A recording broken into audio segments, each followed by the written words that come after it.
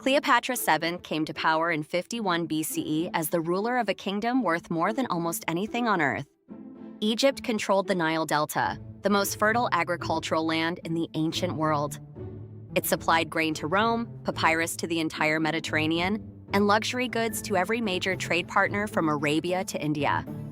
The Library of Alexandria was the largest repository of knowledge in human history and also a functioning economic institution that attracted scholars, merchants, and intellectuals from across the ancient world.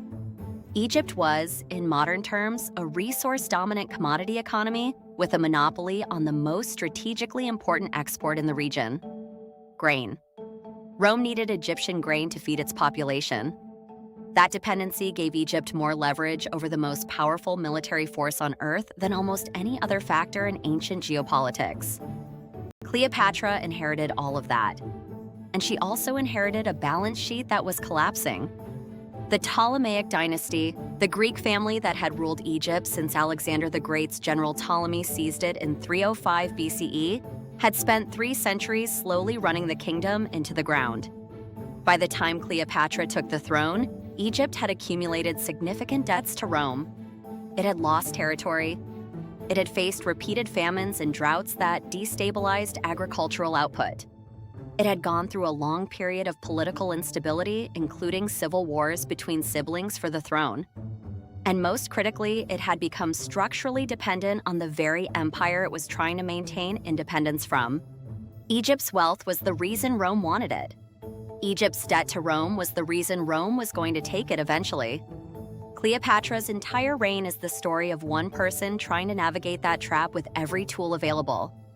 She started with the ones she controlled directly.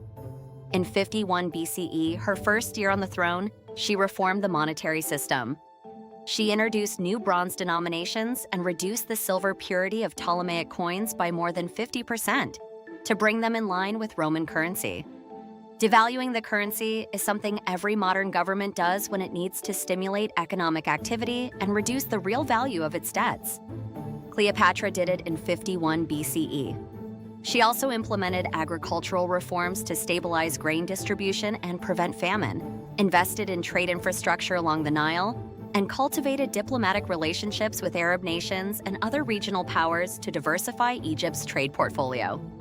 She was fluent in 9 languages. Every other ruler of the Ptolemaic dynasty had governed Egypt for 300 years without learning to speak Egyptian. Cleopatra spoke it natively. She also spoke Greek, Latin, Ethiopian, Aramaic, Arabic, Hebrew, and several others. That was not an accident. Speaking your subject's language is one of the most effective tools of political legitimacy a ruler has. When Cleopatra addressed Egyptians in Egyptian, she was presenting herself not as a Greek occupier, but as a pharaoh. She was managing perception across multiple constituencies simultaneously. The Greek elite needed to see a Ptolemaic ruler maintaining Hellenistic culture. The Egyptian population needed to see someone who respected their traditions. The Roman power structure needed to see a stable, compliant ally who would keep the grain flowing. She ran all 3 of those simultaneously for most of her reign. But the structural problem she could not solve with monetary reform or diplomatic skill was Rome itself. By the time Cleopatra came to power, Rome had already been encroaching on Egyptian sovereignty for decades. Egypt had been a subservient ally for so long that the relationship had drifted from partnership toward dependency. Rome was the creditor.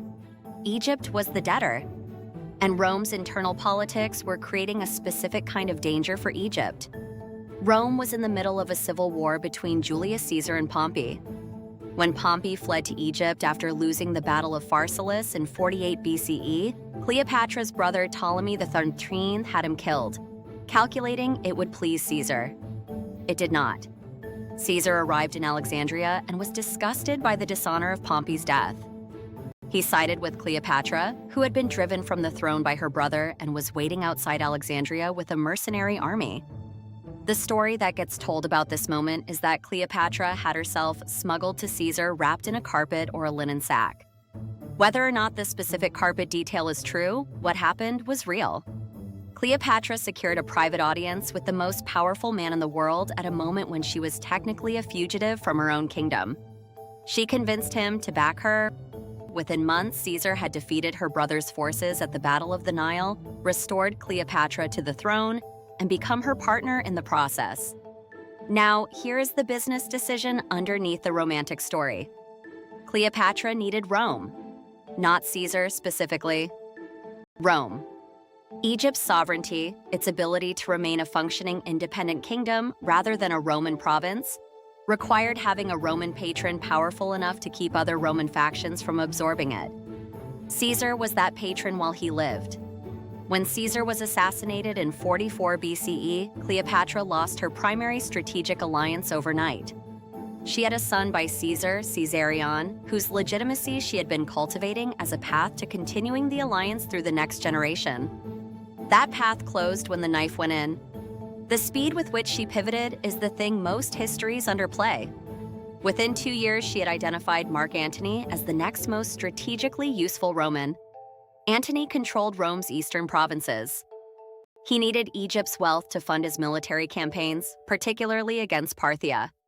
Egypt needed Rome's military protection to maintain sovereignty. The relationship was, in structural terms, almost identical to the one with Caesar. The two needed each other. Cleopatra required Roman protection and recognition as Egypt's ruler, and Antony needed Egypt's wealth and military support. They formed what Antony's side framed as a romantic partnership and what Cleopatra's side framed as a political alliance. And both things were true.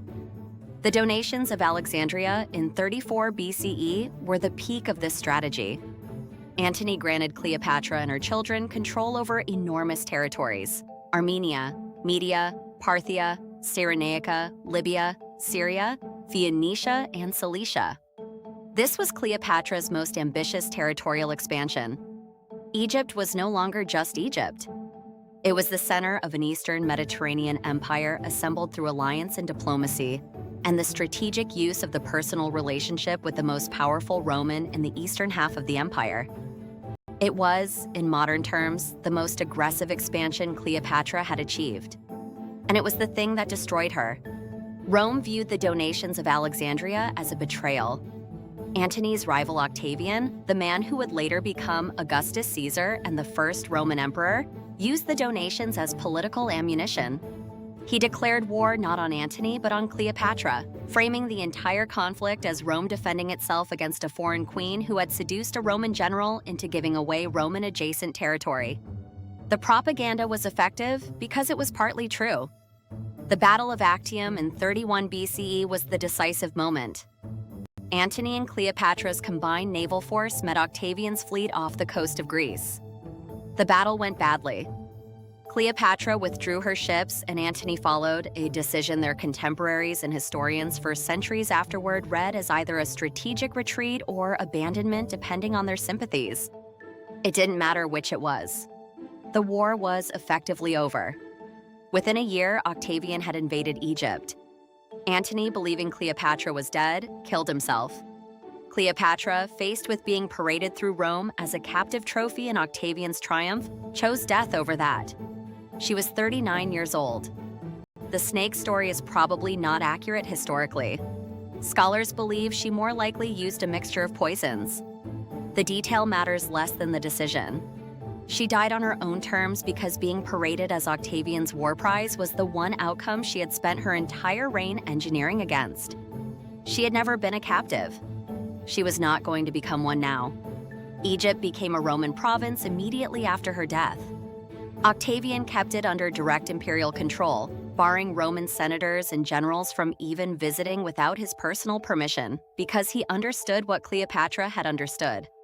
Egypt was the grain supply. Whoever controlled Egypt controlled the food source for the Roman Empire.